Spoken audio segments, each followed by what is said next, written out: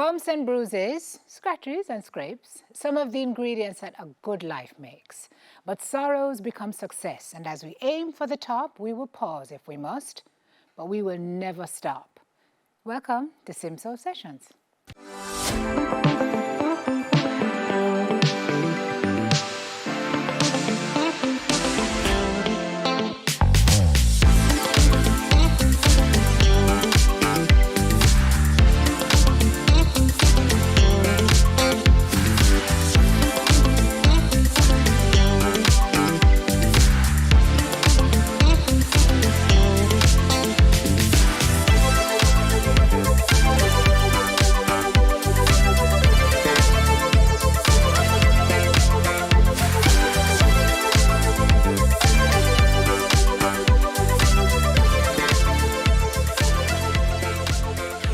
Welcome to Simso Sessions. This is a safe space to share your stories. Tonight we're with a lady who has aimed for success, and after a period of loving and then falling out of love with her life, she has hit the mark of peace and happiness and unlocking new levels of learning and love. We've got entrepreneur, coach, and life guru, Nicole McLaren Campbell, in the big chair tonight. I'm really happy to have all of you. You and company. Me and cargo. Welcome to the show. It's good to have you. Thank you. I'm excited to be here. Oh, I'm so glad to talk to you. We had a great pre-interview. Yes. A long pre-interview. So let's see how we can kind of package it now for the folks to kind of get a better sense of you and who you are. I mean, you share in social all the time. Yes. But we're delving a little deeper today. Last of 3 kiddos. You said you did what needed to be done from early to make sure you were seen and you were heard. So you're always a precocious child. Yes, well, so I'm told.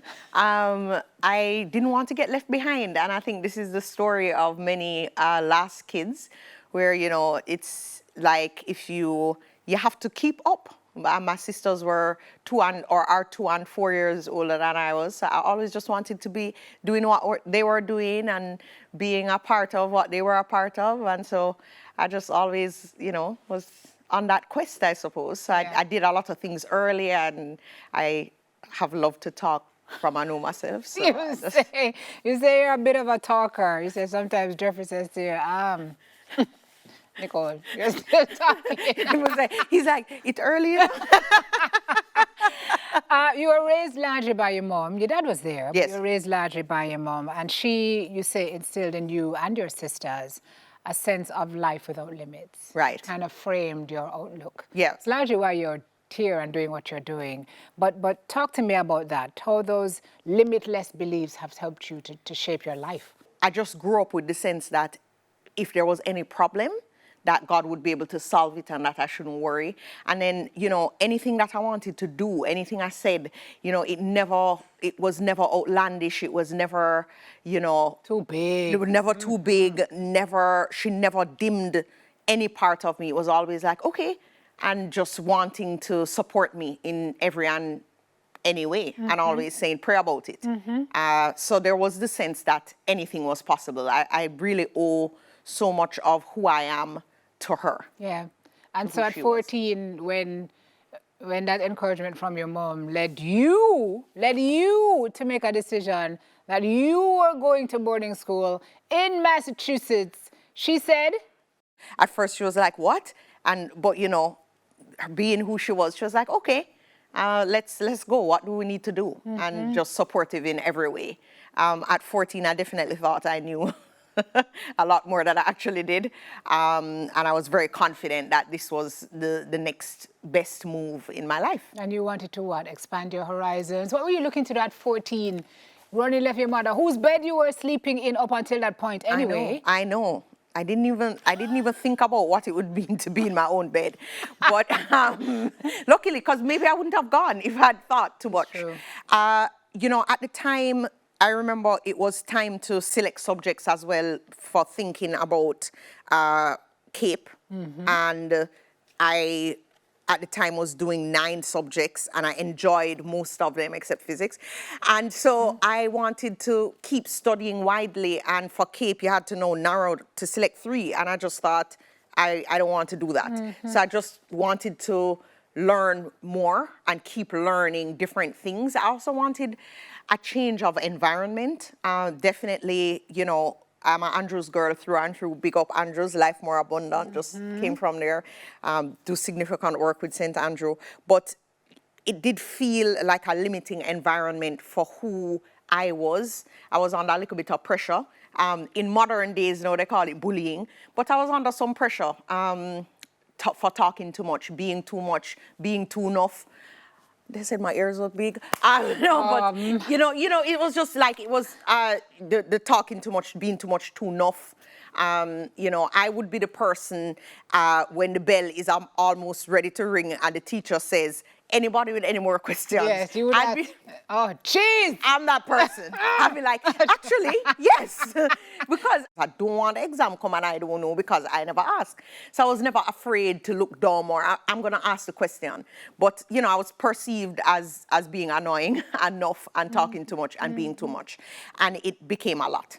So at 14, you leave here. Yes. You go to foreign. Yes. You've got this. I mean, you've got this when you leave in your mind, you've got this. I'm a star. And then, and on 3 months in, you're bawling to your mother because you don't got this. No. I was bawling immediately for 3 months. Okay, just checking. Yeah, no, a whole change of environment. Yes. My first crisis of confidence, because what I didn't realize was how self-assured I was in my environment. I was at home. At home. Yeah. And even at school, even despite the little pressure I was under, I understood the environment, the rules of operation. I knew the work. I knew how to get the A's. I was getting them, fairly easily. And I was extremely sure of myself and of my sort of contribution to the world. I see myself in a village, kind of like a village, like talking as usual. But I see myself talking to people, going to different schools sometimes or going to different places and speaking to children, speaking to adults, speaking to them, hearing their concerns. I want to be a people person. And then I get to this place.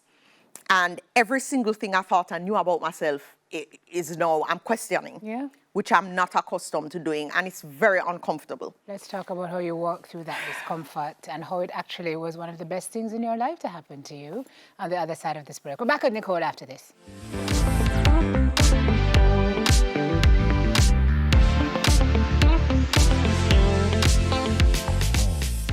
Back at Nicole on our set, who was talking to us about when she just left home.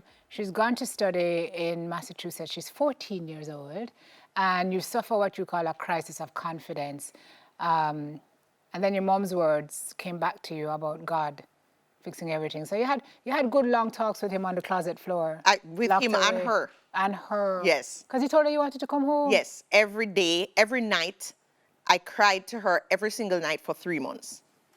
And now that I'm a mom of an almost 14-year-old, I just can't imagine the agony.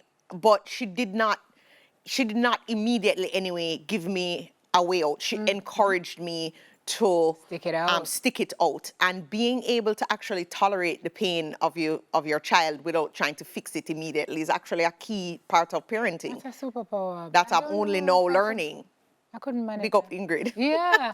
So eventually when she couldn't take it anymore, she said, okay. Yes. I'm going to make arrangements for you to come back. Yeah. home. At this point, she must be like, something wrong. This has been going on for 3 months.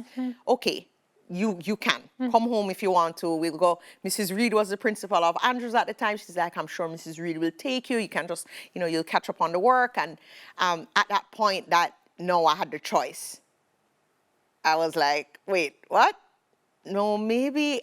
There was just this part of me that was just instinctively responded no.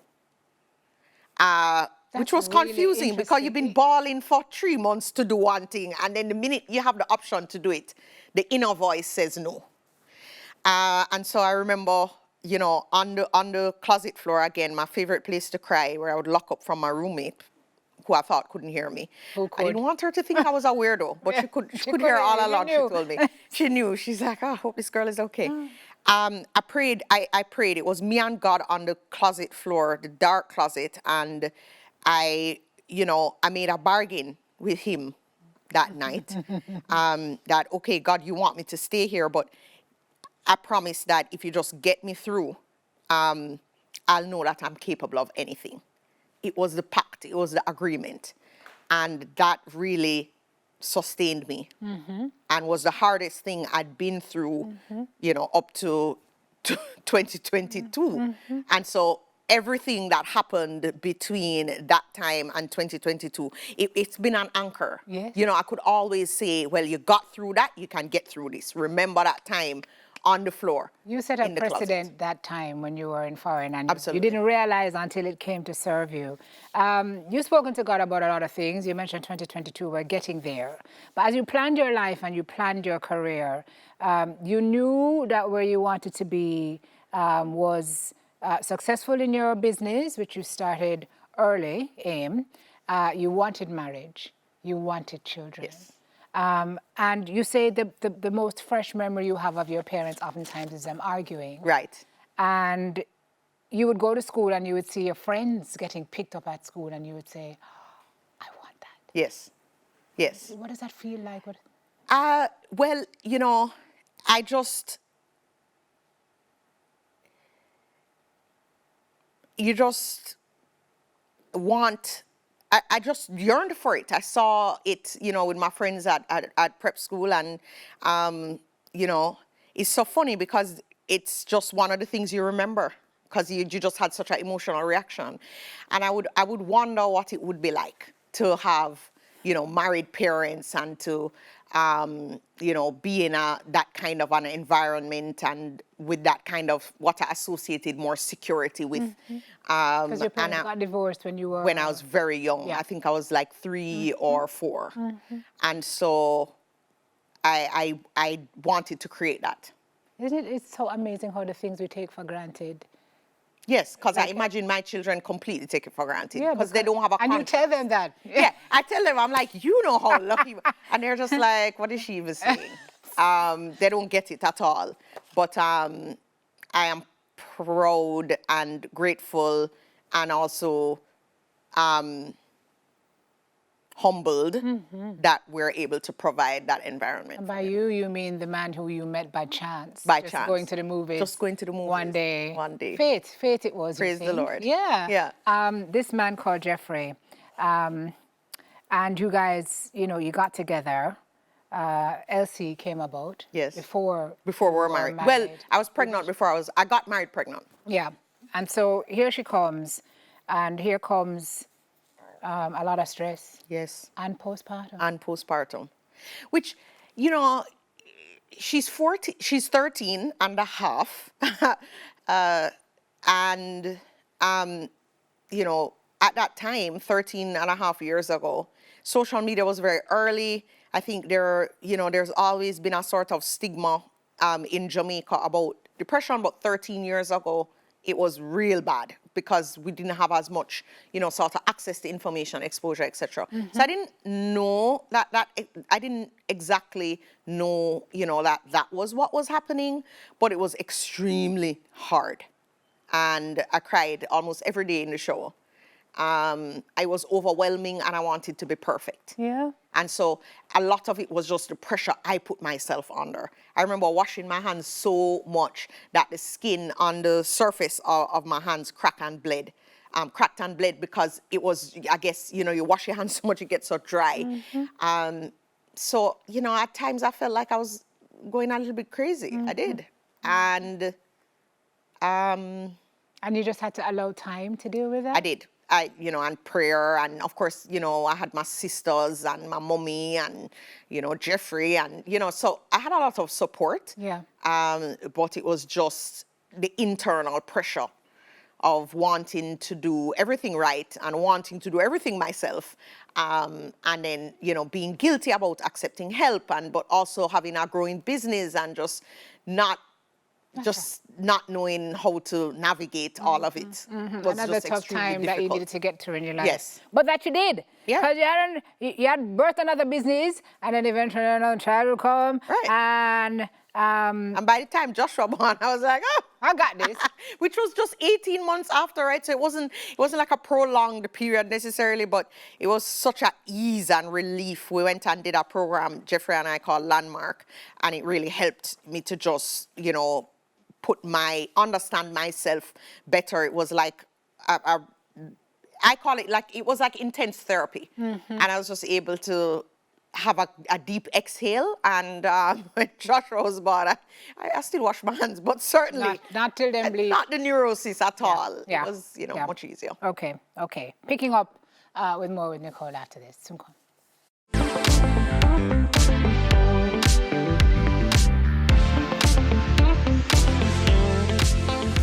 Back with Nicole, everybody. Talking to her before the break about becoming a new mother and how she dealt with postpartum. She's now carrying again, and she's 17 weeks away, as at today, from having her, do we say baby or babies? Babies, my duo. There are 2 in the oven. There are 2. Oh, I'm so excited for you. I want to scream. A part of the support that you mentioned a while ago, your mom, your sisters, Jeffrey, you say now that you guys have become such good friends, and you're now so excited about this new part of the journey and what kind of parents you're going to be at this age and stage of your life. Yeah. But you've grown through a lot together. Yes. And now you say his purpose is your purpose, and support. That support is very important.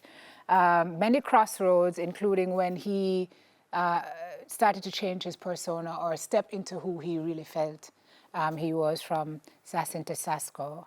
And that was a heavy time for you too, because you had Elsie at that point as well. Right. And he was going through major depression. Right. And then I had Joshua. And then you had Joshua. Because it was a period. It was like about 18, right. Was it like 3 years, I think, that Jeffrey, 2 or 3 years, something like that? It was tough. So you're working through that.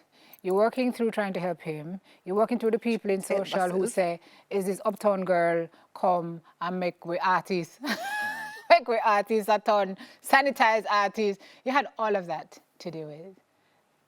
But here you are sitting, you're okay. No, social don't bother you none at all, because you've heard and seen it all. Right. Wow. That must have been an interesting period in your life. Yeah, it was hard. A lot of prayer, a lot of communication. I always knew, here's the thing, no matter how hard any period gets, there's always a little part of me that know it's not permanent though. Like there's a part of me I can always go to, no matter how deep the valley gets. There's a part of me that just is firm in knowing that it's temporary. Oh, it is coming, but you have to go through. That you have to go through it. You just have to just go through it. Yeah. So you just tuck and roll. Right. And of course, do the best. Like, I would do my best to support him. So, as I said, we went and did a program together called Landmark, which helped us both.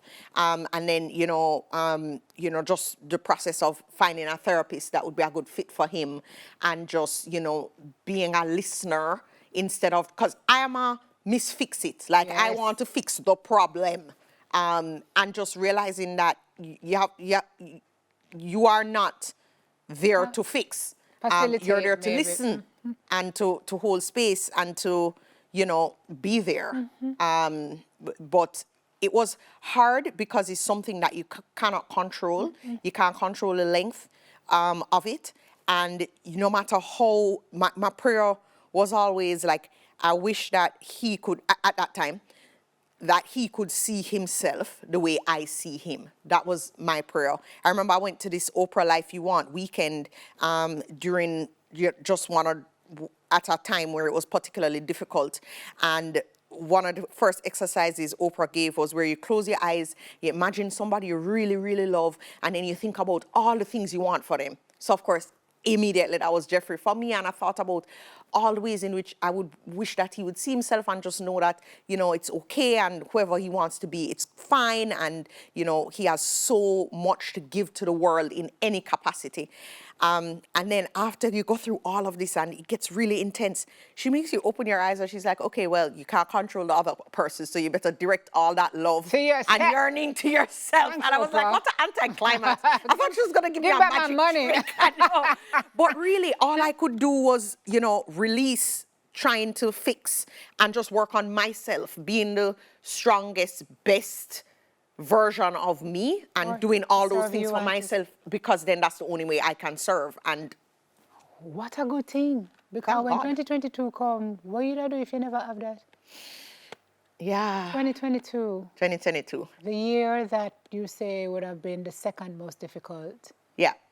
After what you went, or the instance in your life that's the second most difficult after you went to Massachusetts. Right. So the latter part of 2022 up to March the 8th of 2024, which I remember because it was International Women's Day. Yeah. When you said no more. When I was like, oh, I'm done. What happened? You approached a milestone. You're approaching. When 40. I turned, so 2022, I would have turned 38. And when I turned 38, I started turning 40. That's what I say. I just started turning 40. Like, there had been a kind of growing agitation, I would say. My life had basically been amazing. I was, building business and raising kids and living. I was definitely living answered prayers from my younger self. And, part of the difficulty when your life no longer feels fulfilling, or the way that you want it to feel, is also there's a guilt, because it's like, but you live in your answered prayers, but you should just be satisfied. Well, what's wrong with you now? What's the problem? So half of it is first getting over that and realizing that it's okay to want something different, or to want more, or, that's okay. So that was the first layer of sort of acknowledging that, okay, I do have a discomfort here and I can't run away from it anymore. I have to just look it in the face, see what it is, and know that I am capable of building what I want. No, I don't have to keep just maintaining what I've built. So you started talking to God again? Yes. Closet floor? I never stopped talking to him, but you just have a time where you have to chat to him every day, all day. On the telephone, tell him what you need, right? Closet floor. Yeah. I go back. It was a boarding school. There was no gross carpet. It was a cold, hard tile this time. But me and the closet floor. I don't know why I like closets. No, it's something about being grounded. Yeah. Let's talk about how you figured out what was wrong, and then how you moved to fixing it to a place where now you are so good. Take a break with Nicole. Come back after this.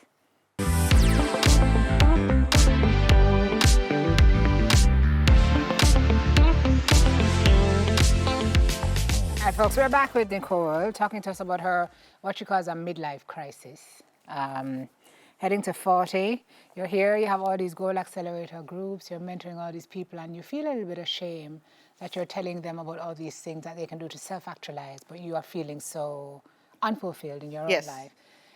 Reflection led you to a point where you realized that you were lacking in self-trust, and there was a fear of growing beyond what you thought you could do. So you fixed it. What'd you do? Man, you just articulated that so perfectly. And I find that whenever I'm talking about it, I think it's still fresh, even though it's been a year. A year is fresh, Nicole. I guess it is. Yeah. It is. A year is nothing. No. Yeah. No. I struggle to articulate it, but what was your question? You decided to fix it. You got an executive coach. I was not gonna. Here, one thing with me, which is, you always have to find the attitude or gratitude, as Jeffrey would say. You always want to find the things that you appreciate about yourself. One thing I appreciate about me is I'm gonna keep it moving, no matter, even if me a ball while me I do it, no matter, like, I'm gonna move, even if I'm terrified while moving, I'm gonna keep it moving.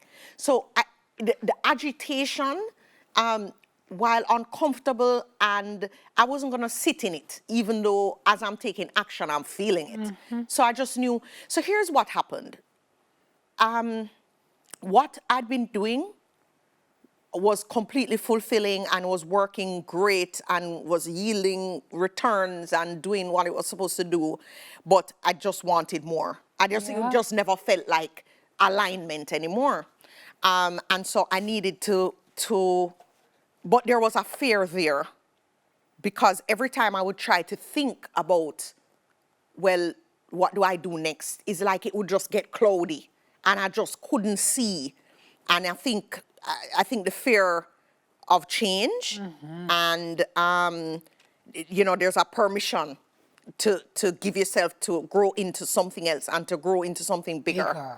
Yeah, bigger is scary. Bigger is so frightening. And no matter how much you do, you always feel that imposter syndrome, like, I just did this, why can't I? Yeah. And I would also get frustrated with myself, why you can't just satisfy? Like, what?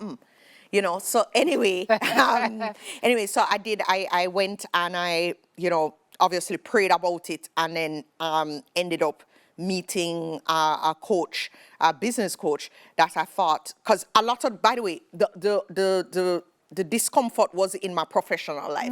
I was happy in my personal life. I wanted to have another child as well, but that wasn't, it was not a source of discomfort. So professionally, at least I knew where the problem was. And so I had this business coach. I had a lot of fear around doing it. Of course, I knew she was going to challenge me, and that's also scary. It is. But one thing is, when I spend my money, Simone. Yeah, gotta get got my money's worth. Hello. I got no money waste. ROI. Like, I'm a consultant, so I know what it is for somebody to hire you, pay you, and then not do it. And you're like, well, why did you do that? You're not here wasting your time and your money. So I knew, because I prayed about it before I hired her, I didn't want to make... Again, I'm very conscious of myself. I want to fix things, and I want to fix them as soon as possible. Patience is not my natural strong suit, okay? What sign are you? I'm a Libra. Okay, I'm a Scorpio. I want to fix it. I want to fix it yesterday. So that had previously led to knee-jerk reactions where I would hire people and just, totally surrender all of my agency to whoever I've hired, being like, you fix it. But this is me now. This is my vision. This is my life that I am now ready to take control of for real. So I pray about it, and God is like, okay, her. So I'm like, okay, her. So I got the bill. I wanted to pass out and run away. Investment on yourself. Why did it have to feel so hard? Why does it have to feel, it felt terrifying, hard. And of course, the little voice comes and says, well, what if you fail? You're going to waste your money. Like, oh, you're going to really pay this? You're going to really... But I just knew. I prayed about it. I knew. I had her. And she challenged me beyond anything that I would have done for myself. I'm going to abridge because the segment is running low on time, and I wanted, long and short, you assessed, you worked with her, you closed a business, and you pushed yourself into the other one and expanded it beyond where you had it and where you knew you wanted to. Right. So you're pouring more now into people. So I closed a product. Yes. I didn't close the whole business, but I closed a product that had been running well for 5 years and decided, okay, I'm not doing that anymore. And that's freeing. Totally free. Yeah, right move. Right. Great coach. Yes. Worth every penny. The partner where you wanted to have another child, initially you got some pushback from the person with whom you needed to have that discussion. But here you are. One day he was like, okay, let's go. And you're like, what? I know. But... just like when my mom said, okay, come back to Jamaica. And I'm like, Nicole, here you are. Yeah. At 40. 40. People are like, how do you have a child in menopause? Obviously, she's not. Don't be silly, rabbits. I mean, she's not. 1, 2, this is the ridiculousness about her trying to hold Jeffrey. That's why she had to go. Stop this stupidness, please. I beg. You're so happy. You laugh now. No, yes, you can laugh. I can. Because also, I think when you go through things that are just way harder than your backbone bill, and you just don't even, it's just like, okay, whatever. But you clearly have found a level or unlocked a level where it doesn't matter. No, it doesn't. What people You don't say. even know these people. Yeah, They don't even know you. exactly. It doesn't matter. Why can't people just be happy for I don't you? know. I don't know. But you are looking forward Yes, very to a excited. new adventure. It's gonna be an adventure for sure. Yeah. Yeah. Definitely not the first or second time. How are you managing through the pregnancy? I think I am managing very, very well. I just have to cater to myself. You know, I just know that I have to have food all the time available to me. The first trimester was very, very hard. And this is how, at first, you know, I was like, Jeffrey, this can't be normal. Like, before I found out I was having twins, I was like, this feels like nothing I have ever felt in my life. The exhaustion was just unreal. I mean, I don't even have words to describe. Like, it was during the time we were planning Grateful, Jeffrey's show. Oh, man. So that was hard because I was, you know, playing a significant role in sort of, you know, doing everything and anything behind the scenes. And so it was really a struggle. But I just, again, this is part of what I've had to learn is surrender and control. That's right. When I found out I was having twins, I was like, okay, God is in charge. Yeah, you're better. Because what else do you do at that point? The joy you say you feel now with everything that's happening in your life is a different kind of joy because you say you know what it's like to wake up and want to go back to sleep Yes. because you're so depressed. So you're Yes. in a different place, in a different space because of what is happening around you and the people in your life Yes. with whom you've been blessed. Yes. Some of them are Nicole, here. you've changed my life. I know it might seem like you just help low-income students get scholarships for colleges through the Aim Higher Foundation, but it's not just a scholarship. It's an opportunity to broaden our horizons, to see more of the world, and to access opportunities that otherwise would have been hidden from us because of our financial situation. Not only have I been able to improve my own life, but the life of my family as well. So it's this big ripple effect. I am perennially grateful for that time 8 years ago when you decided to invest in me and my future. You're literally the epitome of being blessed so that you could be a blessing to others. So thank you, Nicole. I love you and take care. Dearest Nicole, I love you very much. You are such an inspiration in terms of the way you're able to take care of the people around you and take care of yourself. The hard work you put in as an entrepreneur, as a mom. And so I'm very happy to be one of the people in your life who benefits from that love and attention. And I can't wait to see you again soon. I love you so much, and I thank you for always sharpening me. It's been one of the greatest treats of my life to see you evolve, unapologetic, bold, fierce, marching to your own beat, and sharing and bringing the world along for the ride. So I hope that you will just continue to be yourself, to take up space in this world. I am so proud of you. And I know that God is going to continue to surpass all your heart's deepest desires. I love you. You're Roro. Mwah. I just want to say to you how proud I am of you. You're one of the most determined people, driven people. I think even more important than that, you're brave.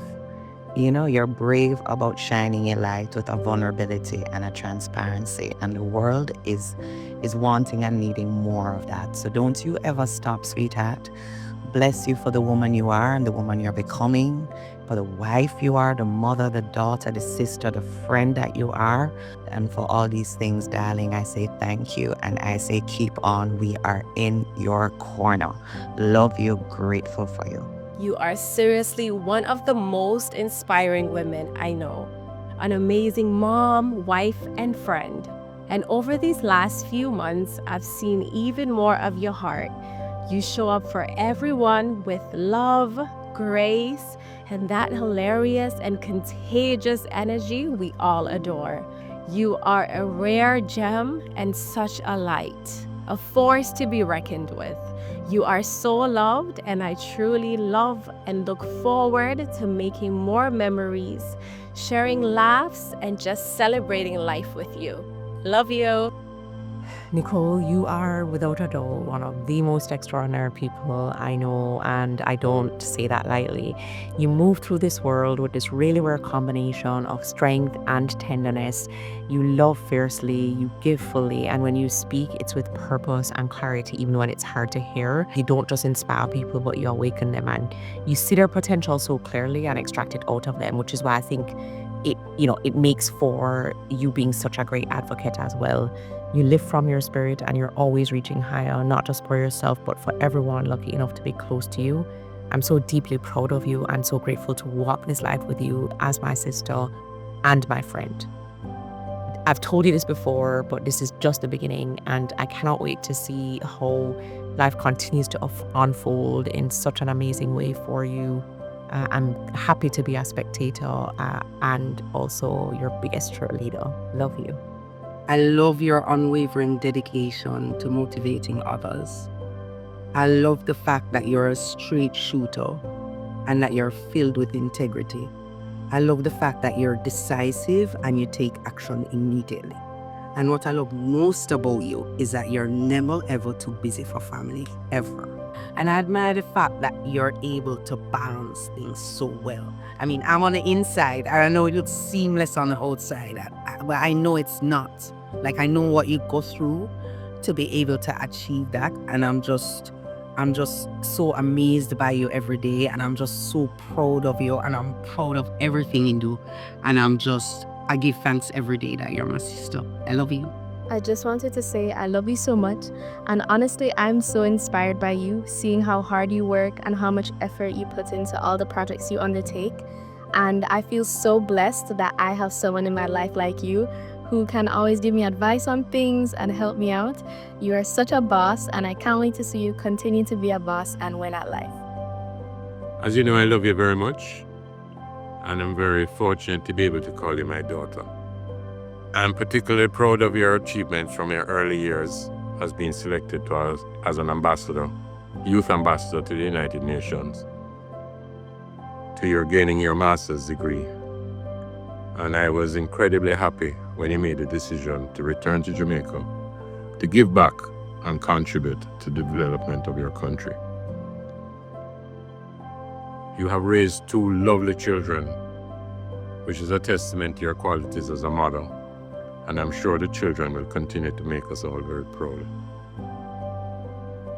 You have many admirable traits, but the ones I love the most are your confidence and your desire to help and mentor others. With your faith, belief in God, and your strong work ethic, I'm sure that you'll be successful in whatever you choose to do going forward. Love you to the moon and back. Hi, Nicole. I'm so proud of you. I knew you're going to be very bright and that you would always stand out, even when you were young. I remember when you were 2 or 3, you said, "Mommy, what does rich mean?" And I said, "Well, it means you have a lot of money. It means, I'm going to be rich and famous." She was only 3 at the time, and the rest is history. I'm very proud of you, Nicole. You're an awesome daughter, and you help. You are kind.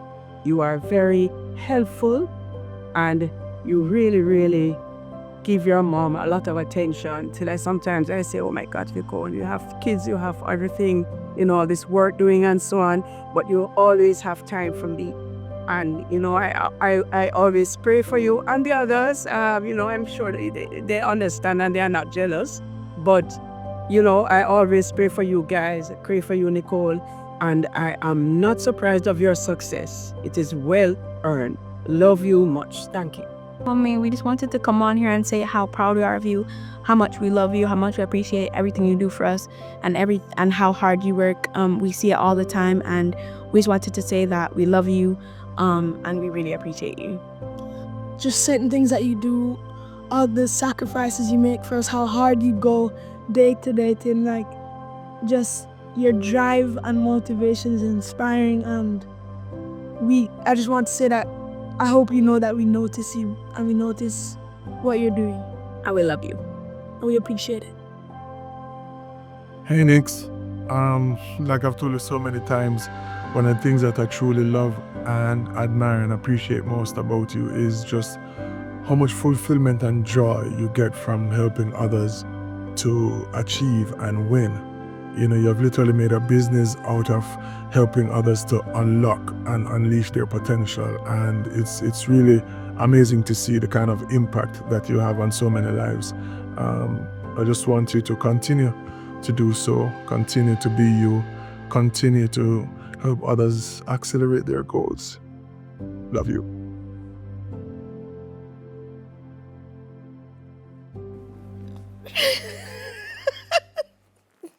This was a surprise, even though I should have known. But you know, wow, okay. Wow, thank you for that. You're so welcome. This will stay with me forever and ever. That's what we want. Thank you very much.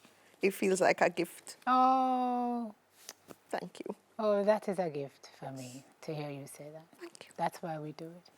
That's why we do it. Take a break. We'll wrap the show with Nicole on the other side.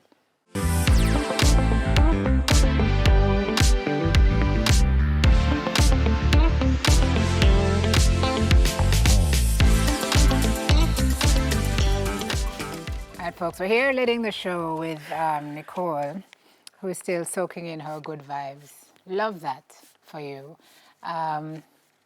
Now you say you are at a place of peace. You say real contentment, the abundance. You say you feel a oneness with God, nothing forced. Everything is organic. I think that's a testimony for a lot of people who are watching, who are still on the through part of their journey and can't see their way out. A lot of what you do is motivational. There are ladies watching now. Many of them have reached out to you to say thank you for sharing your story in social because they've wanted to have another child. They wanted to. What are you hearing from them as you embark on this new phase and you're sharing? I'm hearing a lot of fear and a lot of relief that the fear doesn't have to win or rule them. That's what I'm hearing. And for the others who are so steeped in the fear and allowing it to rule them, what do you say to those women first and then people generally? You have to make a decision. You know, on Women's Day last year is where I really just made a decision. Yes, I was taking the actions to move myself through it as much as possible. You know, I was doing the things. But I literally had to make a decision inside of myself that it was time to be different. And I think that you have to reach that point in yourself and be clear that yesterday will not be the same as today. You know, you have to come to that decision and really just be willing to put it all on the line. Win, lose, or draw. You have to Not even lose, learn. Learn. You have to be willing to say, I am okay with anything from this point forward, as long as it's not being in the chokehold of fear. Anything is better than this. And it's a decision. It really is a choice. It is. A choice. And you can make the choice. Yeah. Because I remember before that day, I was having the conversation with Jeffrey, who had also made that kind of decision for himself at a point. And it's really understanding that decision is actually up to you and you can actually make that decision. It's a wow moment. Happiness is really a choice, eh? It's definitely a choice. Yeah, it's a tough choice. It is. It's a choice. But it takes work, but it's a... It takes work, and you know, the funny thing is, trust me, you will look back and wonder what you were so afraid of. Even though you can't imagine that, no, because, you know, it's so enveloping, but you will look back and wonder what you were so scared of. Why did it take me so long? Why did it take you so long? It's your process. It's okay, but you will. What was completely terrifying just becomes your new baseline, and you are on to. Yeah, man. The just other living side of life. fear is a fantastic place to be. And the gifts. You know, even I remember because I journaled every single day through this, Simone, because I knew it wasn't going to be permanent, but I also knew I wanted to remember how hard it was, because there's that element of connection I also wanted to have with other people. I knew I was going to be able to connect with other people on a different level because of what I'd been going through. And sometimes when you get through something and it's all good, your memory don't really serve you so right, you know. You don't remember how bad it was. So that's why I was journaling, just so that I could remember and know that it was that bad. And so the point is that once you make the decision and you start to move in a different direction, it wasn't even that serious. We're glad you came. I'm really glad you came. I'm really glad I came. I wish you a happy landing. Thank you. You and your kiddos. Thank you. And I know we'll be following in social to see how things turn out. But Simone, I also would like to thank you. You know, you come to sit in the big chair and you think you're just going to sort of share, but you do. I certainly didn't think of what I would receive. And I feel really grateful for the gift of being able to share, yes, but also you never ever see yourself really the way other people see you. And what you gave me today was space to kind of sit and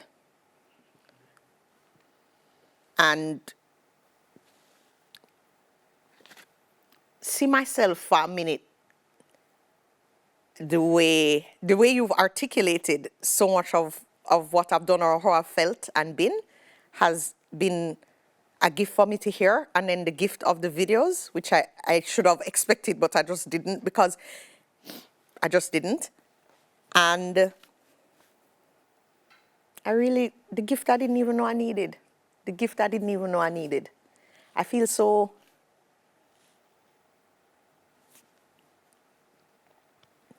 I feel seen. And I didn't expect that. So I thank you deeply. And thank you for this show and for what you do. Oh my gosh. Wow, sir.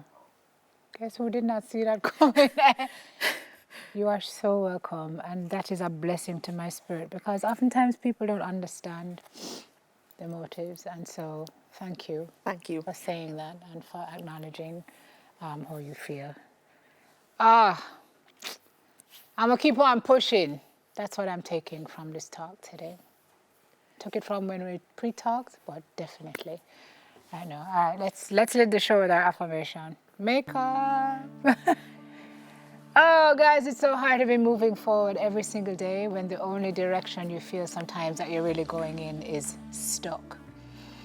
Ideas swirling around in your head, but wrecked in your mind and body, feeling like your dreams are dead. And until you go through that phase and then come out, then you start realizing what life is all about. You're reconnecting with you and who you are, and knowing that this is your time to try and to go so far. Yes, life happens, but that can actually be a great thing.